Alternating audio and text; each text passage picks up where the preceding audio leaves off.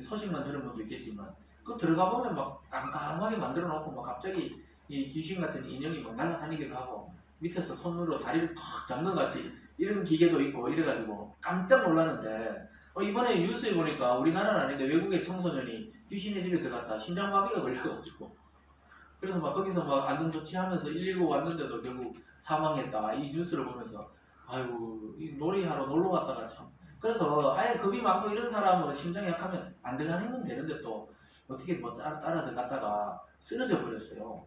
그래 보니까 얘가 심장이 원래 좀 약했는데 들어갔다가 그렇게 사망에 이르게 된 것입니다.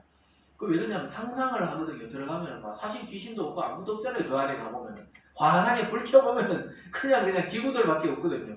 근데 사람의 인간이 막 소리 들리고 들어가다가 막 푹신하거든요. 저도 예전에 한번 들어가 봤는데 뭐 아무것도 아니지 하면서 들어가지만 깜깜하고 분위기가 있기 때문에 무서워요. 저는 제일 무서웠던 게 마지막인가 걸어 나오는데 다 끝났구나 싶은데 뭔가 푹신한 걸 밟아요. 그거 보면 스펀지를 해놨는 건데 사람 다리처럼 느껴진단 말이에요. 그래서 깜짝 놀라는 그게 상상이고 두려움이 상상하면 두려움이 몇 배가 되거든요. 아무것도 아니거든요. 시골 살 때도 보면 막 늘 우리는 시골 살 때 보면 막 귀신 있다, 저기 공동묘지다 그 이야기 항상 듣거든요. 어느 동네든지 똑같더라고요. 항상 밤에 교회 지나가면 왼쪽에 공동묘지가 있거든요. 그 산에. 항상 그 길 쳐다보게 돼. 쳐다보게 됩니다. 토요일날 저녁에 막 학생회 모임하고 이런 막 꼭 그 길을 지나가야 되는데 보게 돼요. 그 어느 날 보니까 완전히 사람들이 놀래가 막 귀신처럼 보이는 거예요. 바람이 하도 보니까 비닐이 날아가가지고 시골에 비닐 있잖아요. 이거 이렇게 비닐을 그 고추 모종이나 이런 거 이제 다 하고 나면 비닐을 막 모아서 밥두렁이 넣거든요. 논두렁이나. 그럼 그게 바람에 날려가지고 나무 가지에 걸려가 막 휘적휘적 하는데 완전 귀신같이 보이죠. 그게 이제 상상이죠. 상상이 두려움을 만들어냅니다. 그래서 오늘 본문에 보면 형제들이 그 요셉인지 모르고 애굽 총리가 막 호의를 베풀거든요. 잔치를 베풀고 밥을 먹자 그러는데 자기들이 이제 그 애굽의 총리 집에 가가 잡혀 죽는 줄 알아요. 잡혀서 감옥에 가는 줄 압니다. 아 드디어 우리를 이제 어떻게 하려고 자기 집으로 오라 하는구나. 이런 상상을 해요. 요셉은 너무 반가워가지고 오라 그래서 이제 베냐민도 보고 있으니까 밥을 대접하려고 그러는데 형들은 지은 죄가 있으니까 늘 마음에 죄책감이 있으니까 조금만 잘못하면 야 이제 큰일 났다 생각합니다. 그래서 이게 상상력을 발휘하는 거죠. 요셉의 의도는 다른 건데 자기들의 상상은 이제 죽겠구나 이렇게 생각하는 것입니다. 그래서 여러분도 그럴 때가 있죠. 하나님 막 복을 쏟아줘가지고 막 어떨 때 막 부자가 되기도 하고 막 사업이 잘 되기도 하고 막 돈을 막 엄청 벌기도 하고 때로는 막 있잖아요. 어떤 수익이 없던 게 막 생기기도 하고 때로는 막 어떤 사업하는 분들은 막 사업하는 그 길이 잘 열리기도 하고 또 어떤 분들은 막 승진하기도 하고 막 회사에서 그러면 어떻습니까? 이 하나님의 은혜로 그냥 누리면 되는데 이게 또 막 하나님의 은혜인데도 불구하고 이게 뭐 어떻게 잘못되는 거 아닌가? 이러다가 또 내일 되면 쫄딱 망하는 거 아닌가? 이렇게 해서 돈을 하나 못 쓰고 막 이런 사람들도 있다. 그냥 하나님 축복을 줬으면 뭐 짜장면이라도 사 먹고 이러면 되는데 이것도 내일 싹 뺏어 가시는 거 아닌가? 오늘 지금 형제들이 그러는 거예요. 막 축복을 좀 주고 평안을 주고 이러는데도 못 받아들여요. 그걸 자기들이 아직 마음의 준비가 안 됩니다. 그래 요셉의 형제들은 어쨌든 아버지의 명령을 따라 베냐민을 데리고 요셉 앞에 딱 섰습니다. 요셉인 줄 모르죠. 딱 서니까 요셉이 볼 때는 참 기가 막힌 거예요. 반갑고 15절 16절에 보면 이렇게 말합니다. 그 형제들이 예물을 마련하고 갑절의 돈을 자기들의 손에 가지고 베냐민을 데리고 애굽에 내려가서 요셉 앞에 서니라. 요셉은 베냐민이 그들과 함께 있음을 보고 자기의 청지기에게 이르되 이 사람들을 집으로 인도해 드리고 짐승을 잡고 준비하라. 이 사람들이 정오에 나와 함께 먹을 것이니라. 잔치를 준비하는 거죠. 짐승을 잡으라는 거예요. 청지기도 깜짝 놀랐을 거예요. 갑자기 막 정탐꾼이라 그랬다가 막 이렇게 해가 다시 돌려보냈다 돌아온 이 사람들을 막 집으로 초대하니까 청지기가 깜짝 놀랐을 겁니다. 근데 여기서 일반 종이 아니고 청지기라는 하는 것은 요셉의 모든 집안 사무와 그걸 맡아보는 뭐 비서실장과 비슷해요. 요셉의 마음을 탁 읽는 사람이죠. 그래서 청지기는 요셉의 그 신앙을 받아들였거든요. 나중에 보면 고백해요. 너희 하나님이 그랬는 거다. 겁먹지 말라. 이런 말을 할 정도로 요셉이 신뢰하는 종이었습니다. 그리고 그 청지기 보고 준비하라. 잔치를 준비하라. 이렇게 말했습니다.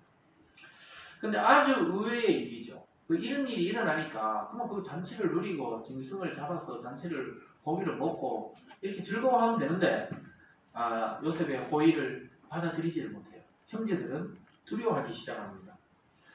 이제 스승을 밟는구나. 공적인 자리에서는 가만히 안 있다가 자기 집으로 불러다가 이제 도둑놈들이라고 너희들 자루 풀어봐라.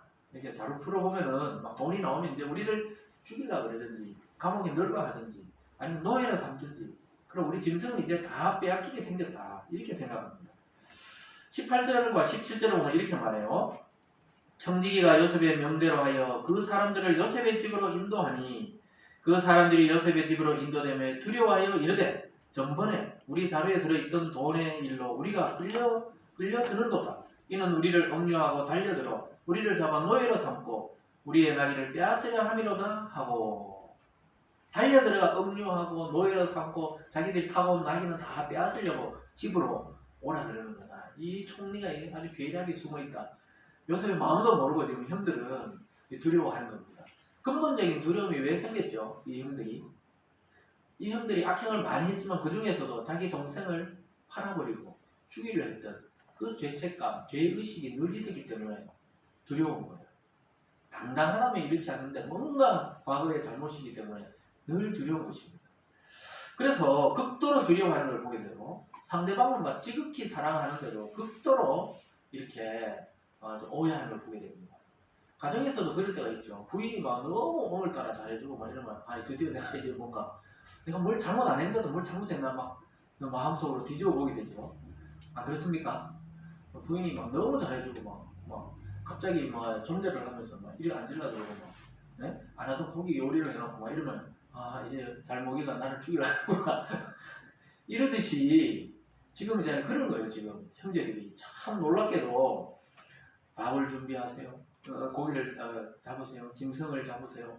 이렇게 하는 걸 딱 듣고는 이제 이 총리가 우리 마음이 풀렸나 보다 이런 생각이 아니라는 거예요. 무슨 말인지 알겠죠? 우리를 이제 잡아서 가두고 노예를 삼고 다 빼앗으려고 그런다. 큰일 났다.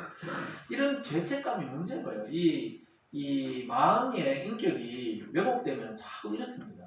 여러분 자아상이 삐뚤어지면은 상대가 아무리 호의를 베풀고 사랑하고 이렇게 해도 그걸 삐뚤게 받아들여요. 자아상이 삐딱하니까 저는 저거 내인들 잘해주다가 뺏으려 그런가 진짜 순수하게 잘해줘도 자아상이 삐뚤어져 있으면 그럴 수가 있어요.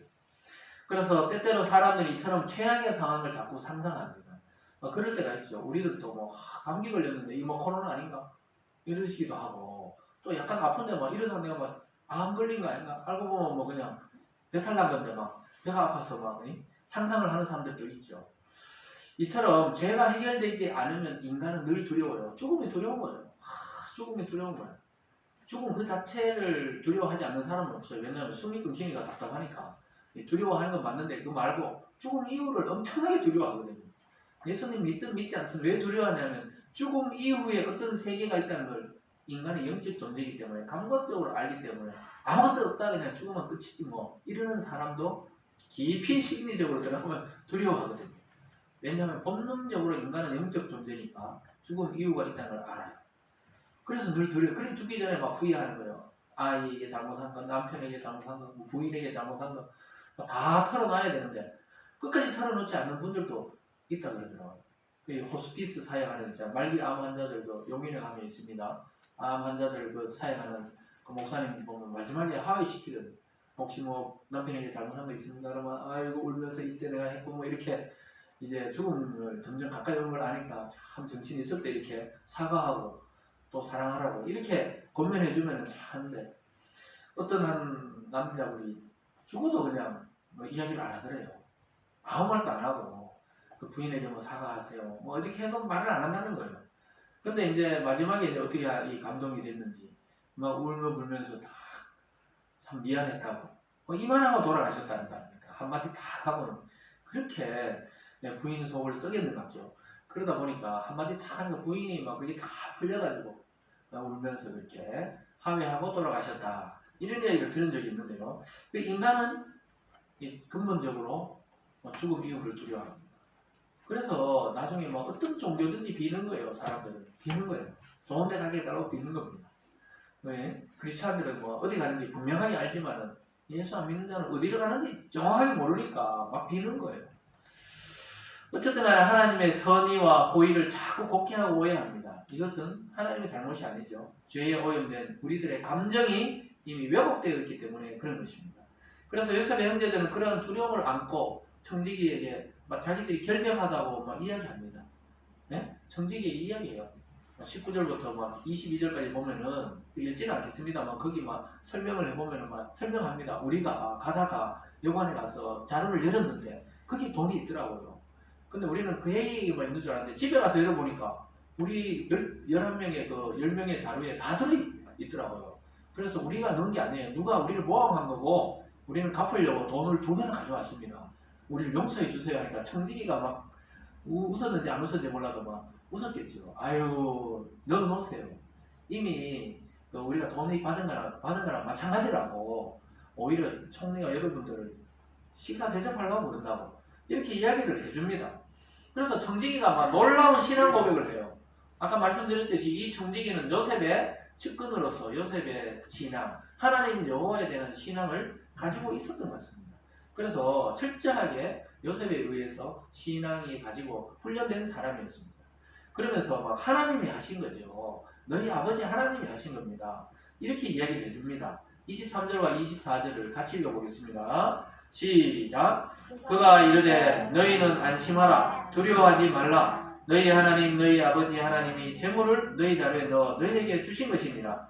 너희 돈은 내가 이미 받았느니라 하고 시몬을 그들에게 이끌어내고 그들을 요셉의 집으로 인도하고 물을 주어 발을 씻게 하며 그들의 나귀에게 먹이를 주더니 이 청지기가 오히려 신앙이 더 좋은 것 같아요. 이 형제들은 그 아버지 야곱 밑에서 그 믿음의 족장 밑에 자랐는데도 막 불안해하는데 이 청지기가 뭐라 그래요?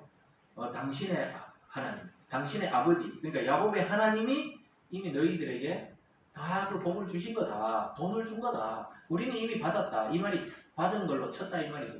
받았으면 그 축복이니까 우리 돈 때문에 있는 거 아니다. 그 이야기를 다 하는 겁니다. 그러니까 참 안심하라는 거예요. 여러분 안심하십시오.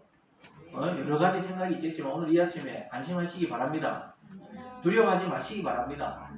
하나님이 하신 일이라니까요. 여기까지 오게 하신 것은 하나님의 일입니다. 우리 영상을 통해 보는 성도들도 안심하고 평안을 누리시기 바랍니다. 이 히브리인들이 평안을 누리라고 하는 거 안심하는 거 샬롬입니다. 샬롬. 따라해볼까요? 샬롬.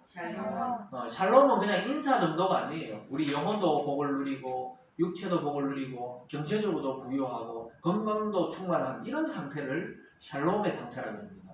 저와 여러분 모두에게 하나님 주시는 샬롬의 은혜가 있기를 주님의 이름으로 축원합니다. 그래서 두려움을 갖지 말라는 거예요. 청지기가 마음을 편안하게 해줍니다. 청지기가 아직 여러분의 형제 요셉입니다 이 말을 안 해요. 그렇지만 안심하라고. 여러분이 믿는 하나님이 여기까지 인도하신 거라고. 평안을 누리시고 두려워하지 말라는 거예요. 여러분 2021년 12월까지 누가 이렇게 우리를 인도했습니까? 하나님이 이 코로나 상황 중에도 평안을 누리게 하고 예배를 드리게 하고 말씀을 듣게 하고 또 건강의 축복을 주신 줄 믿습니다. 믿어야 돼요. 안 믿으면 또 어떻게 할 건데요? 믿는 게 낫죠. 차라리 안 믿는 것보다는. 믿으세요. 남편도 믿고 부인도 믿고 자식도 믿고 무엇보다 보이지 않는 하나님을 믿고 전진하시기 바랍니다. 그래서 아마 이 청지기는 요셉의 최측근이면서 신앙도 전수받았던 것 같아요. 아니면 이게 하나님이란 이야기, 여호와라는 이야기 하기 쉽지 않은데 저 자연스럽게 하는 걸 보게 됩니다. 그래서 친절하게 인도해가지고 그 형들이 오랫동안 걸어왔잖아요. 그래서 발을 씻는 것이 최고의 예우거든요. 손님들에게 발을 씻게 하고 짐승들에게도 먹을 걸 주고 물을 주고 이런 걸 보게 됩니다. 그래서 형들은 믿음의 가문에 전통적인 신앙을 전수받았지만 믿음이 흔들렸지만 이 애국 사람, 이 청지기는 요셉에 의해서 신앙을 받고 흔들림 없이 평안을 누리라고 오히려 신앙을 바로잡아주는 것을 보게 됩니다. 사랑하는 여러분, 참 심한 자책감과 죄책감에 시달려 본 적 있습니까? 우리 주님에 대해서 하나님의 세계에 대해서 깊이 깨달으면 깨달을수록 우리 마음에는 죄책감이 커져요.